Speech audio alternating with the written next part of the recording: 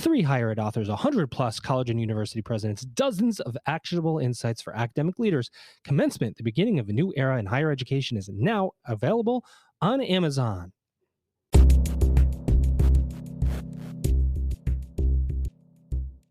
Welcome back, everybody. It's your time to EdUp with the EdUp Experience podcast, where we make education your business.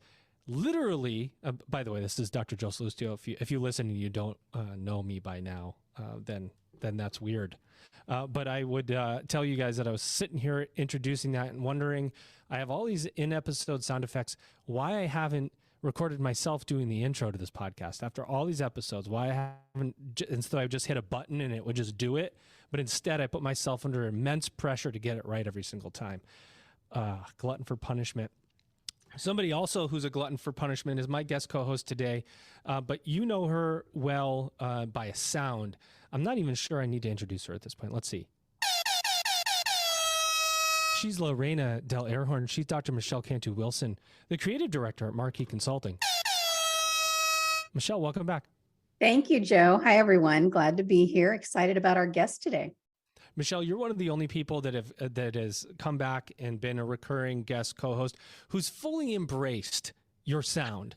I've had some people kick back, like, I don't know. You know, Dr. Bill Pepicello, I gave him the gong a couple of times, and he liked it, and he's kind of grown on him. But ever since I played the air horn, you've said, I will be the queen of the air horn. I embrace these things. It's loud like me. It's powerful like me. It's a little bit annoying like me, and it's memorable like me.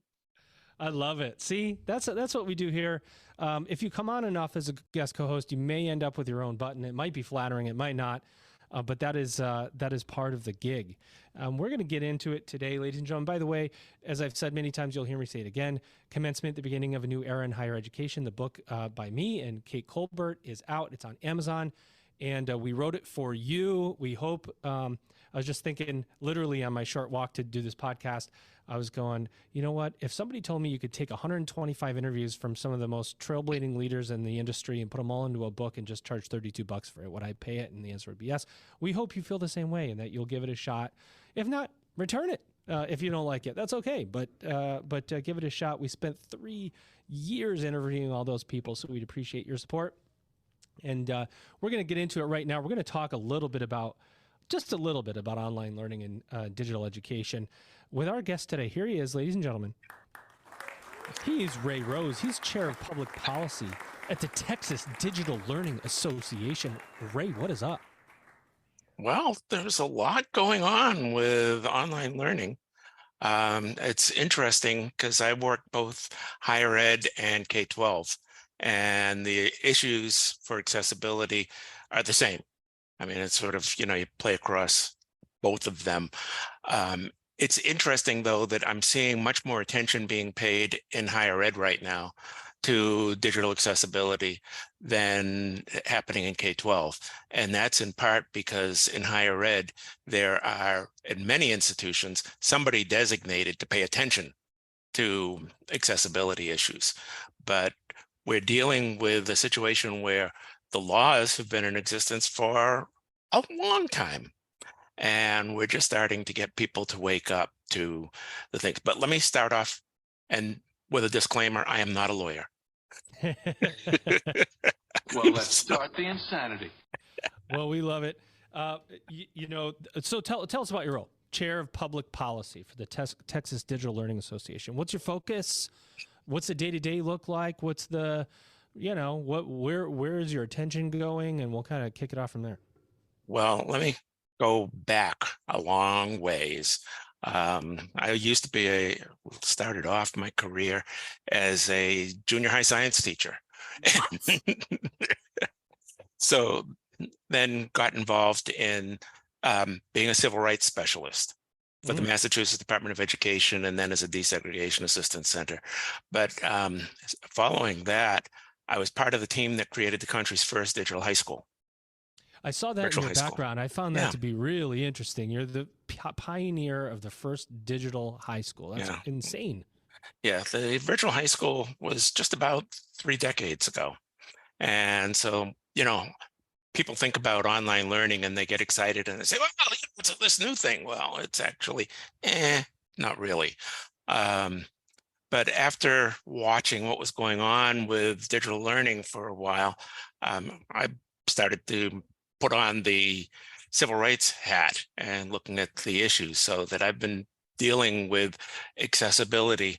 Oh, I don't have my books. Oh, well.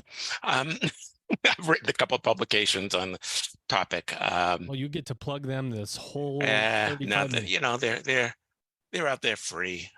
Just search on the name and accessibility, and you'll come up with some things. But the focus of doing that and then working along with I'm retired, so I'm volunteer, for things. So Texas Digital Learning Association used to be the Texas Distance Learning Association and was affiliated with the U.S. Distance Learning Association. Because of my interest in digital accessibility, I pushed for us to create an online course on digital accessibility, and we've been running that now for a bunch of years. We were first to market with that particular thing. Other people have come along and are doing it as well. But that's one of the things that I've been pushing just from a public policy perspective, because you look around and see what are public policy issues that people need to be paying attention to.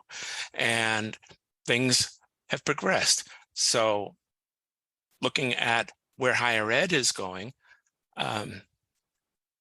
higher ed folks, the leaders in higher ed got a letter from the Office for Civil Rights, U.S. Department of Ed Office for Civil Rights, to all university presidents in 2010 and said, hey, pay attention to digital accessibility. Most of them didn't at the time. Some did.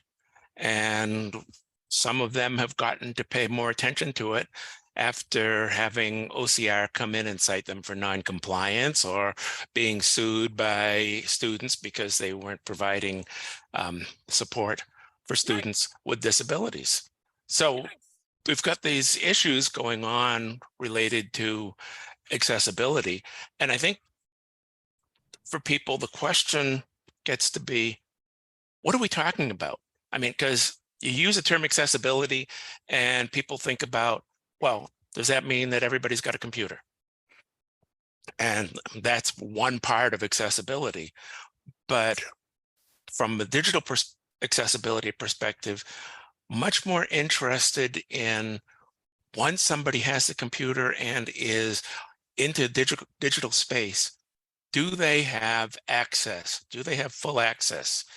And so the interesting piece there that plays out is how the U.S. Department of Education, Office for Civil Rights, defines accessibility. And it's that those with a disability are able to acquire the same information and engage in the same interactions and within the same time frame as those without disabilities. So Dr. Canty Wilson, you were in higher education. I was. Lorena Del Airhorn is actually how she goes here at the podcast. You can just shorten it. La Reina is fine. You have to roll the R though. I'm trying, Michelle. It's not working. So I was in higher ed. Yeah. And so when you had a student with a disability in higher ed, what happened to them?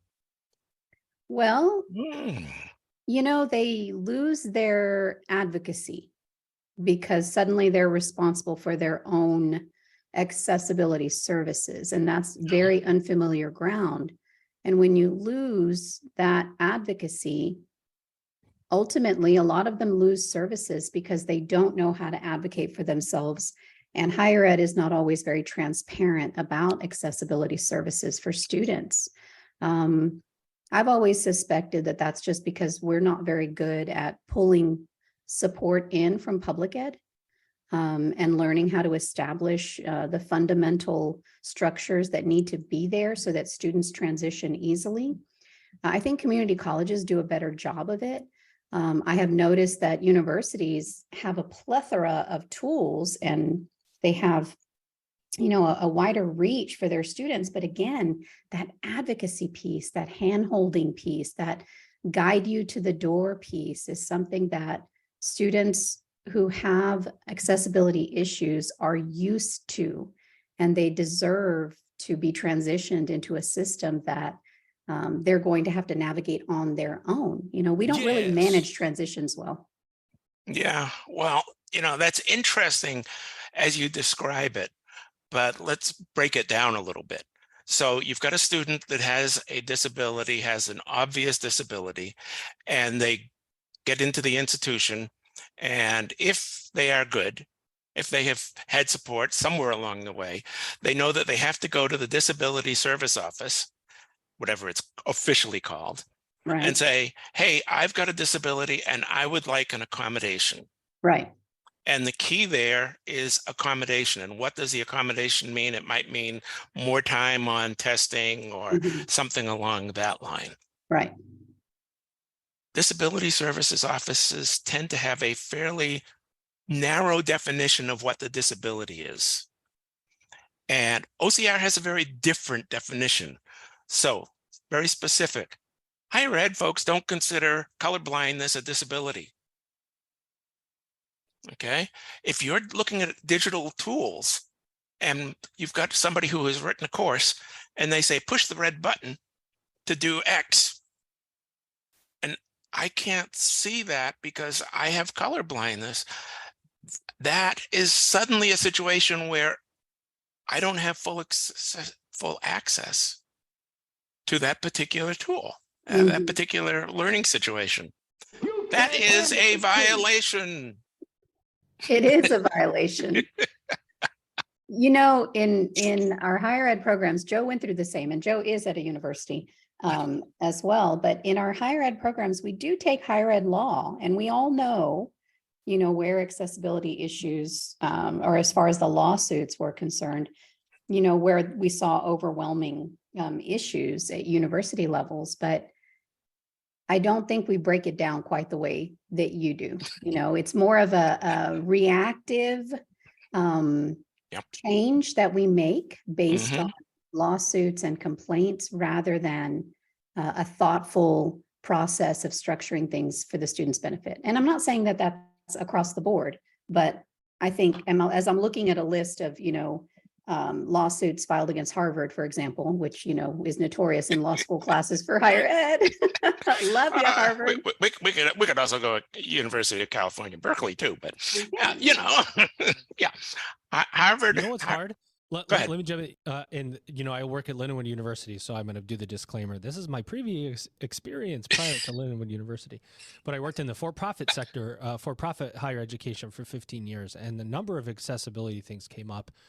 And of course, I think the there's a law that says reasonable accommodation, and you as the business get to define what reasonable means. And of course, you get into this situation where you're trying to, I don't know, define what you think reasonable is, and then what the person who has accessibility issues thinks reasonable is, or there's a gap there, right? And the business in situations like that says, well, we can't invest in this type of reasonable because it's going to do this to our financials. And then you can say, and I've been in this situation and I'm giving you my past here. Is it worth having this student here because of all of these things? And then you go, well, wait a minute, isn't our job to serve students? And doesn't that mean then we get to get X? So this vicious really cycle of decision-making that takes place because there is a financial impact to the business to create accommodation. So you end up going back to the person who needs it, who has accessibility issues, and saying, here's our definition of reasonable. Right. Right. I mean, it is this really interesting space. And the institutions that argue reasonable and get into legal battles tend to lose those arguments. They work very nicely when you're dealing with the student who doesn't necessarily know or have, as we talked about before, doesn't have the advocate there. Once they get the advocate, the institution is probably going to find themselves in some difficulty. There are places where reasonable accommodation is sort of way out of line, but it's not just as simple as saying, oh, well, we can't do that because that doesn't work for us. You've got to say, what are the other alternatives? What else could we do? And until you have explored all of those, you haven't clarified, you haven't committed enough to be able to pass a legal test. Is that Remember, I'm not a lawyer. Is the problem commitment, do you think, to solving a lot of the accessibility issues in online education? Is it commitment? Is it dollars? Is it cents? Is it awareness? What's the all of problem? those? All of those. In part, it's somebody who has a disability. Well, if you look around, I'm the only one in this group right now with a disability, right? That at least a disability that we can see. I'm wearing glasses. I would had LASIK. Does that count? Related. It's related, but it's invisible. Right. Okay. How many kids do you have coming into schools that have disabilities that are not visible? And, then what do you do about that? And the assumptions that people make about it, they think disability is somebody who is blind, or, somebody who is deaf, or somebody who's in a wheelchair. Mm-hmm. That's a fairly narrow constraint. And, statistically, about 25% of students that are in higher ed have some form of disability. Only about 20% of those students opt to go to the disability service office and say, hey, I've got a disability. They want to not have to deal with the issues, in part because somebody's pigeonholes them, or, says, oh, you've got a disability, so we know what you're like. Nailed it. I think you're leading me into so many different spaces, but I go back to the ARD, right? And some people might know what an ARD is if you're from public ed, but or if you have a child who receives services in public ed, admission review and dismissal process, right? And so an ARD is a meeting that is held regularly throughout the year for a student who has disabilities in the public education system. And that ARD is made up of teachers, diagnosticians, the student, and then other people who are part of the student's educational sphere. And the parents. I'm getting smarter And the parents, by the moment, of course, by the way. yes. Thank you. What's I'm getting that? smarter by the moment. Every time you speak. Very good. I'm trying to educate you here, Joe. Stick with And me. some people will call it an IEP meeting. Just So the other option. Right. So an IEP, yeah, absolutely. And so in those meetings, there's a conversation about what's happening with the student, what's going to happen with the student, what the long-term goals are for the student, right? And so as a former professor of higher ed, as someone who has taught classes and had students, like you said, Raymond, that have the obvious disability. So I had a student who was deaf. And so he had an interpreter, right? And I didn't know what to expect from that situation, despite my background in public ed and having been on ARDS and having been an assistant principal and been in charge of all those things. I didn't know what to expect. And so kind of contextualizing it for our listeners, imagine that a student comes in and they have previously had a bubble of support all around them, right? A higher ed student comes in and they've had this network of support, sort of insulating them from the worst of what education can be. They come into higher education and they might connect with that accessibility services office, right? If they choose, but again, only 20% do. They might have an obvious disability. They might have an invisible disability. Their parents are involved to the extent that they get support in the home, but they can't be involved formally in the process in higher ed because of FERPA laws, right?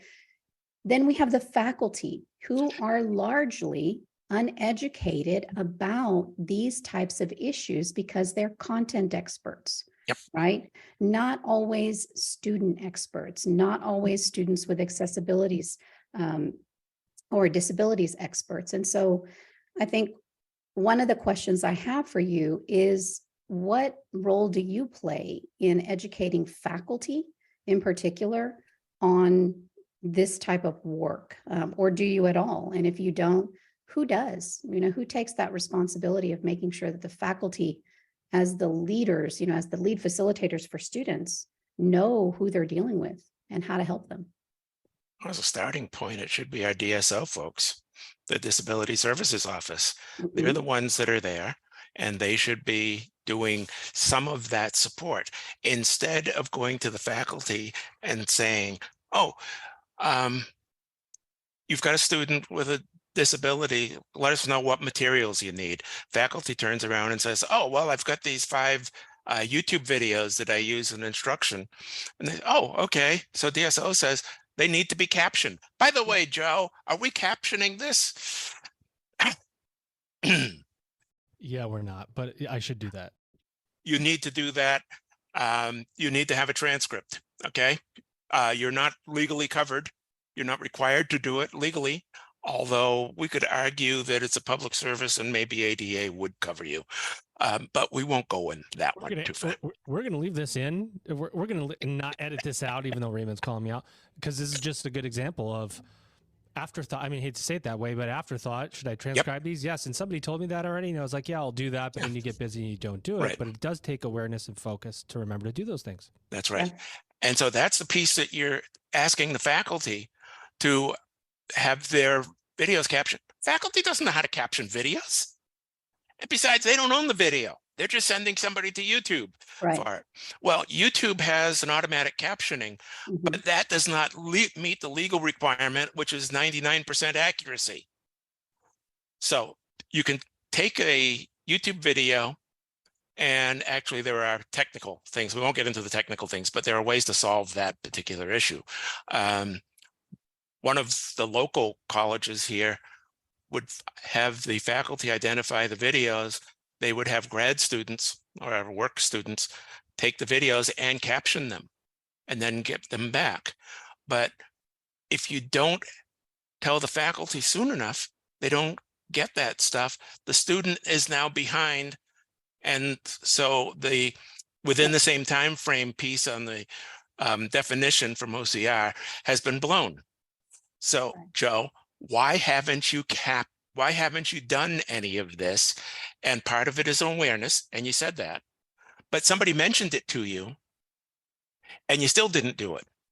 So as a faculty member now, not putting you on the spot directly. What's going on here on this podcast right now? No, but it's true. I mean, this is good, right? I mean, this whole podcast is about learning and EdUp. Yep. You know what? How many Zoom meetings I'm on where there is no transcript ever? I mean, Teams, Zoom, how many meetings a day? I'm probably on 5 to 8 meetings a day. Not a single one of them has any kind of transcript. So if you're the host here, you should have the ability to turn on captioning. Yeah, I'm literally working on it, trying to figure it out right now. Okay. And go ahead. You know that the world of higher education is experiencing evolutions and revolutions. You want to be part of the progress.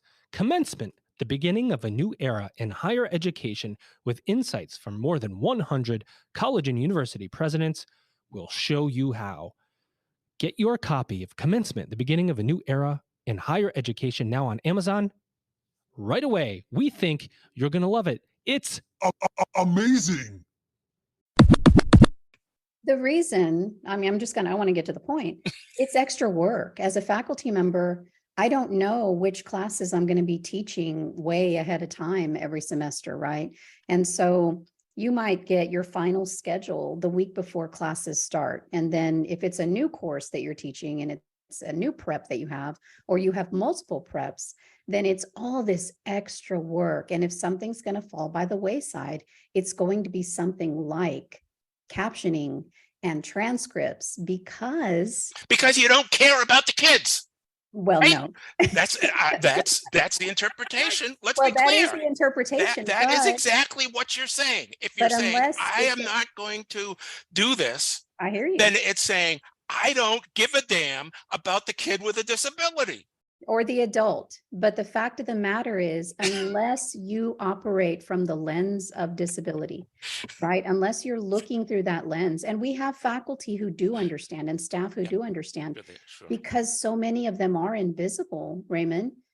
I think that's our crutch. Our crutch is we don't have regular, systematic, dependent upon professional development that is, required and contextualized so faculty understand what the responsibility is, because they are responsible people who care, but it's another thing.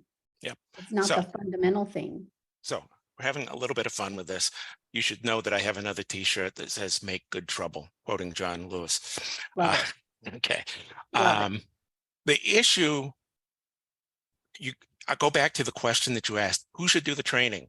If you look at the Harvard, any number of those places that have had OCR involved, one of the conditions in the consent decree is that you will train everybody in the institution on accessibility issues annually. Whoops. Hey guys, wake up. Joe, Yeah. have you ever had accessibility training at your institution? I think we take it, but I can't tell you I remember much about it. Do you know Honestly, why? it's like part of the HR training that we use with, sexual harassment and Yeah, accessibility. that you basically you just check the boxes and get rid of it. Yeah, all right. We understand at that. Lindenwood University, however, I sit down and I have the training that I need. Just paid. No, honestly, it's not. It's not true of it. It's not true of any institution. Do we do frequent accessibility training? And should we? Yes. Do we? No. And I would bet that that's systemic, right? It's not. It's probably 99% of universities across the country. I'll say it's a little less than that. It's probably closer to 75%. I think there are about 25% that are really doing a reasonable job. Do you think there's any relation to public funding? Do you think if you get public funding, you have to do X? Is any kind of stipulation to come with it? Your legal requirement is if you're getting any federal money in the institution, $1 of it, you have to be fully complying with all federal civil rights legislation. And then we won't even talk about ADA, which is going to catch you whether you're getting federal dollars or not. But your institution probably has a Title IX coordinator and has wonderful policies about that. You know that Section 504 of the Rehabilitation Act was passed just about the same time as Title IX, has some of the same requirements. Your institution is required to have a 504 coordinator that is responsible for disability services, accessibility. There is required under law for your institution to have a grievance policy to help somebody who has an accessibility issue, 504 issue. You're probably not in compliance. And when I was doing monitoring civil rights compliance, you look at the basic things. I just had this conversation with with a vendor that's asking some questions about it. And I looked at his website, and his website's really bad when it comes to accessibility. And he said, but that's our website and our inside stuff is different. And I said, look, when I'm doing compliance monitoring, I start off to look to see if people can do the basics, the easy stuff.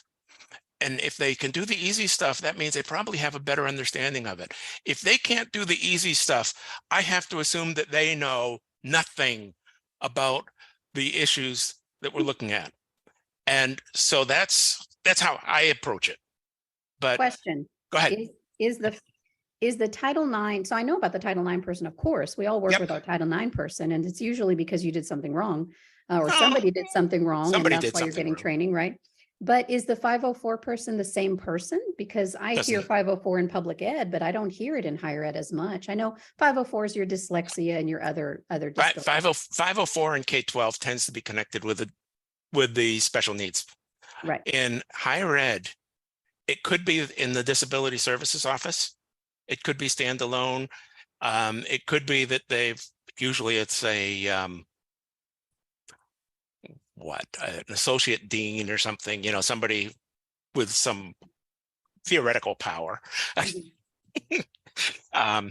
that has that as their responsibility, because if you have a student with a complaint and they address it, and you want to keep it in the institution, you don't want it going out to the feds. You don't want them getting somebody who's crazy who will say, go file this complaint, get a lawyer, do things like that. So you want to have somebody who is high enough in the chain of command that they can deal with a faculty member and say, hey, you really have to do this. Right. So, but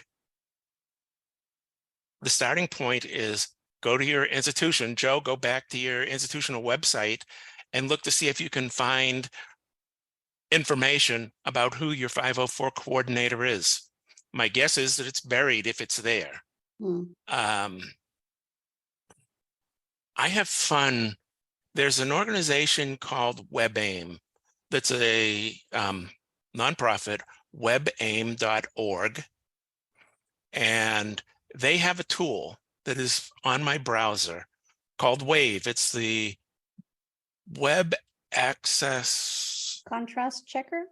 No, it's not the contrast checker.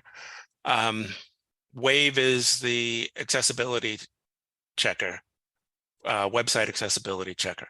And it's part of my browser. So when I'm on a website, I hit that button and I will get a report of how accessible that website is. So I can be behind a password. I can be looking at somebody's course. Joe, you got a course online? I can take a look at the course. You could take a look at the course. We're not doing that in real time. We're not doing that in real time this time. I just added the extension to my Google Chrome so that those of you who are also Googling while you're listening, as Joe and I are. Amazing. I just added that as a tool because it's something that I was not aware of, and I'm an educator. So that's why this is frustrating, Raymond, is because I agree. I mean, that's why I like doing these. Yeah. And we have some fun with it, but the goal here is to get people thinking about it a little bit more. And so I can, go off the rails a little bit just to have it a little bit exciting. No, but you gave us a tool, which is ultimately something that is actionable, right? So what are the prevalent accessibility issues that you're seeing in higher ed right now, if you don't mind my focusing just on that area? When OCR files a complaint, the number one issue that we see is a real simple one. It's called alt tags. You put a graphic on a web page and somebody comes along with a speech tool, and there are a variety of different things, but it's a tool that will look at a web page and read auditorily whatever is shown on the screen. Well, that's great, except what happens when you have a graphic? Can't be read without the alt text. Can't be read without the alt text. And so they're missing that part of the experience, especially if it's something that offers like context. Right. Or you get people who want to make things look pretty and they put a bunch of pretty pictures up, and that just drives people crazy too. but so that's number one. Captioning is up there at the top.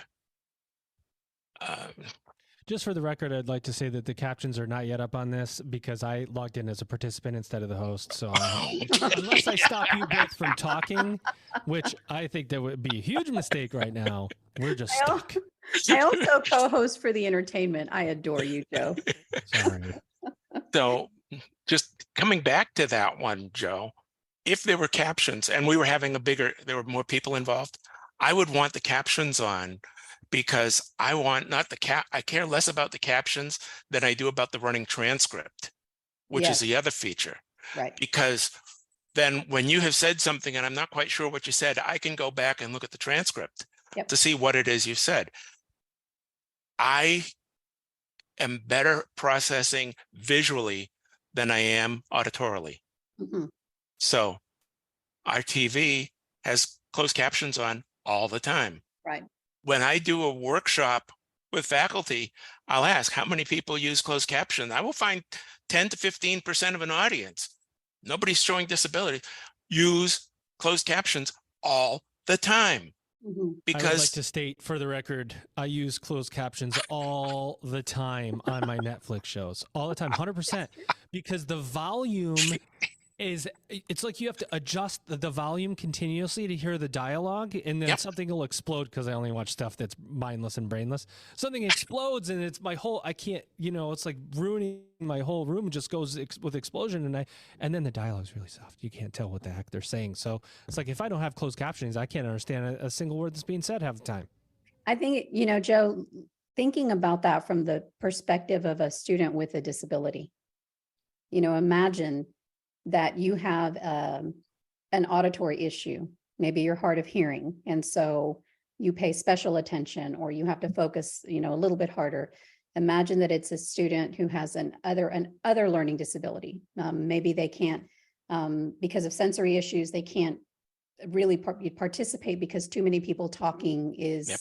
something Right. that triggers them, Overwhelming. right? Yep. Students with autism and stuff like that. So when we put it in that context of like trying to look at how we experience the world and then broaden our lens a little bit to see what it would be like for a student who's trying to learn in a class they paid for so that they can get a degree that they need to advance and be successful, then suddenly your Netflix experience really does become the power that you have to understand a student's experience, because it's that much harder for them. And I did actually have someone ask for a transcript for my interview with you, which I thought was the first time somebody had ever asked for it. I'd never considered it. Yep.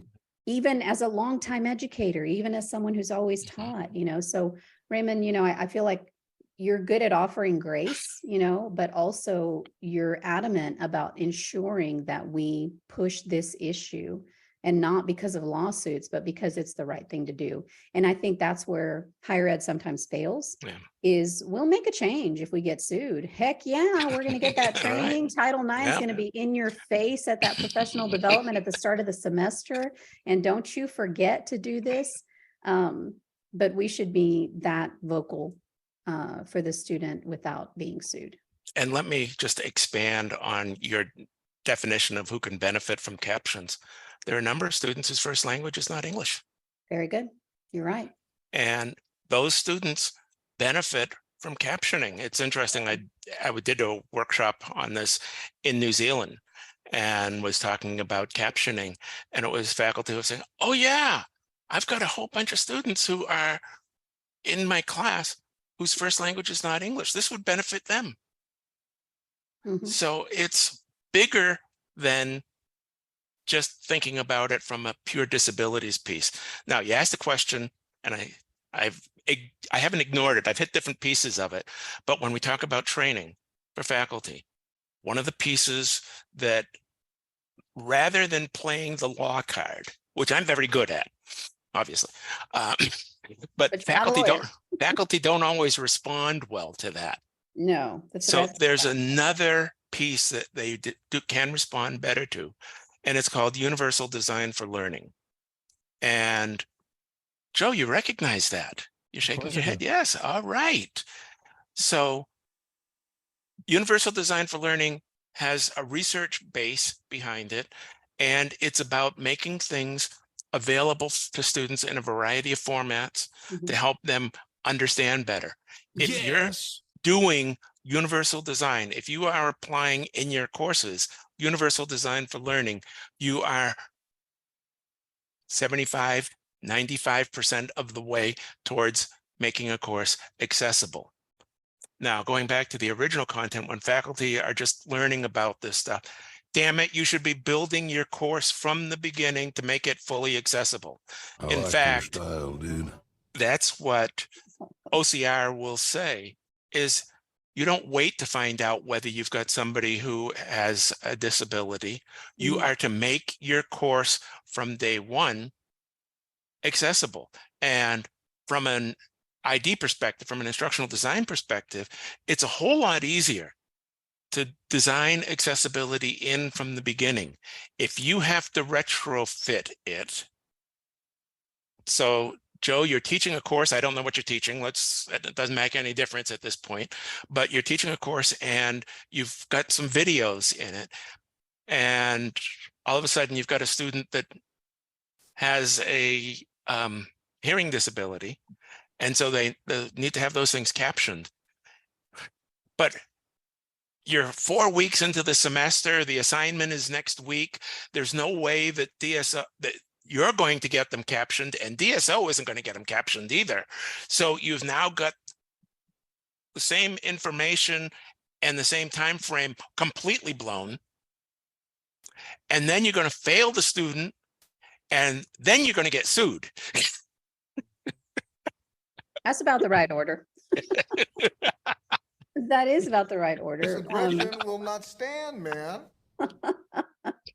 I like what you said, just thinking about it in terms of just the foundation. If you always consider that accessibility for all is your goal, that whether it's a podcast and it's your audience, or it's a lesson and it's your students, or it's a presentation and it's your colleagues, that you really want everyone to have access to it, then you're going to start planning from that perspective. So some of your fundamental tips for yourself are going to be captioning, transcripts, right?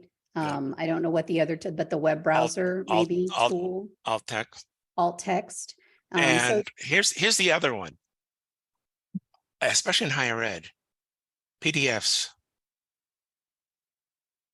Faculty love to put PDFs in their courses, their right. online courses. And you know that there are two different formats for PDFs. One format is a picture. So you take your document full of text, you put it in the photocopier, and you push the button to turn it into a PDF, and it turns it into a PDF, and you get the file and you put it in. But if you go and look at that PDF digitally and take your cursor and try to click on a word, if you cannot click on a word, right, then you've got a picture. Right. Screen reader can't read that. You've just made it totally inaccessible. Right. It needs to have optical character recognition so that you can click on the individual words. A screen reader can read that. When I talk with higher ed people, 75% of their issues with PDFs are because people don't know how to make PDFs accessible. What? That's a simple fix, you would think. You think? Joe, do you use PDFs? Yeah, how to use PDFs.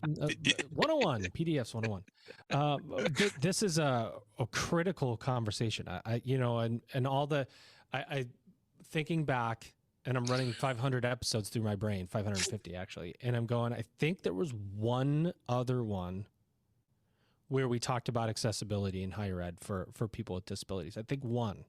And it was actually at a conference, and we were talking about new technology, and she happened to be a DSO who was at the conference. And I said, ooh, we haven't talked about accessibility before. Sit down and let's chat. So this is the first full episode that I could think of where we really made this a central issue, and what, I guess that's another example of why we all need to focus on it, right? 1 out of 550. So I appreciate the perspective that you brought to the table, Raymond, and I want to ask you the same two questions that we ask of every guest to end the episode. Number one, is there anything else you want to say about the Texas Digital Learning Association or your role as chair of public policy, anything you have coming up? Initiatives, laws, public policy stuff in general, anything you want to say. And then two, what do you see as the future of higher education? Ooh. So let's go with public policy stuff. Though it's not higher ed, it's K-12. In Texas, there has been a commission that has been meeting for the past year, looking at virtual education. They've generated a report, and Texas legislature only meets once every 2 years. Well, they're meeting this year, and they are to talk about that particular report. Well, as part of that, though, there are only 3 instances of digital accessibility referenced in the report, the 60 pages of the report. There are 32 references to special populations, which is the other way of getting at the issues. So there will be some things that are happening there. I'm actually doing a presentation at South by Southwest EDU in March on accessibility. So Amazing. a 30-minute session, so it's short, but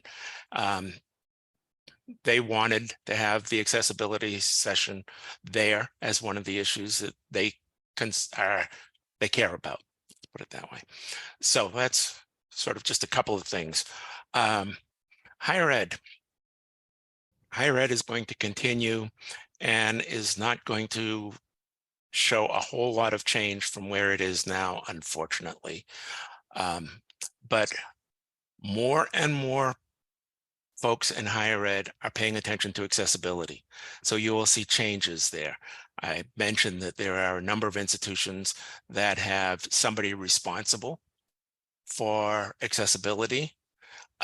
In those situations, what we're starting to see now is they're involved in the hiring process. Joe, you want to have a digital tool? It has to go through the hiring process. They're going to check it for accessibility. If you haven't checked it for accessibility, they're going to look at some evidence of it. We've got a revamp coming up on Section 504, which probably won't happen this year. It'll probably be 2024 before it happens. But I am expecting that that will be much more deliberate in terms of requiring people to review digital products before they are purchased for accessibility. By that point, we will have a number more people trained who will understand what we're talking about. I love it. Keep going. You got more? That's enough for now. My ideal would be to revamp higher education, but that's not going to happen in my lifetime. Sure. I mean, we could join forces and tackle it. I'm willing. I'll go to war with you. Well, I think we could make changes in some places. We're not going to change the overall institution, but there are places where we can make changes. There are places where we are making changes. And I think doing this sort of thing, Joe, how many people did you say download a podcast? Ever? Like 238,000. Yeah. Okay. For this podcast. Yeah. So, we have reached a bunch of people. We have reached some people that weren't aware of the accessibility issue before. And that will produce some changes in their institution, at least for the people that have heard it. They'll be thinking about it. Whether it's making changes in policy, if they're high enough up, maybe they will, especially if we say, you might be sued. Yeah, exactly. And that's sad that we have to do that, but it is something that works in higher ed, so you might as well use what works. Raymond, do you present at any national higher ed conferences? I used to. I have not been doing as much. I'm staying in Texas because, as I said, I'm retired. I don't have an institution supporting me. Got it. South by is easy because South by is still in Texas, and so I hit that one. We have Digital Learning Annual Conference, which is a K-12 thing, which is happening in Austin this year. There'll be 1,500 people from online learning and K-12 there. I'm presenting 5 times, it looks like. We're keeping you busy, and you're yeah. So it's it's where I would be perfectly happy to talk at a national conference, but they'd have to fly me there. There you go. If you want Raymond, you got to fly him out. And he did leave us with one great tool. It was WebAIM, AIM, I think, .org. Yep. The Wave tool to check your website for accessibility. We're all about takeaways and action here at the EdUp Experience. That's what we think makes this podcast unique. One other thing that makes this podcast unique is my guest co-host, particularly in this instance, Dr. Michelle Cantu-Wilson, better known as the Queen of the Air Horn. Michelle, thanks for coming back. Thank you, Joe. I'm really happy that I got to be part of this episode in particular. Raymond, it was a pleasure to meet you. I hope that folks will reach out to you as an expert in this space and also as a motivator to do the right thing for our students and also for our employees and our staff. Thank you. It's been fun. And I'd like to thank Ray for, setting me as the example here. But you know what? That's what this podcast is all about.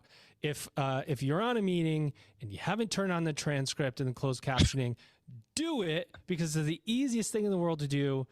And I'm going to start doing it thanks to Ray, because I'm going to imagine him talking at me from the side going, why did you turn on the closed captioning?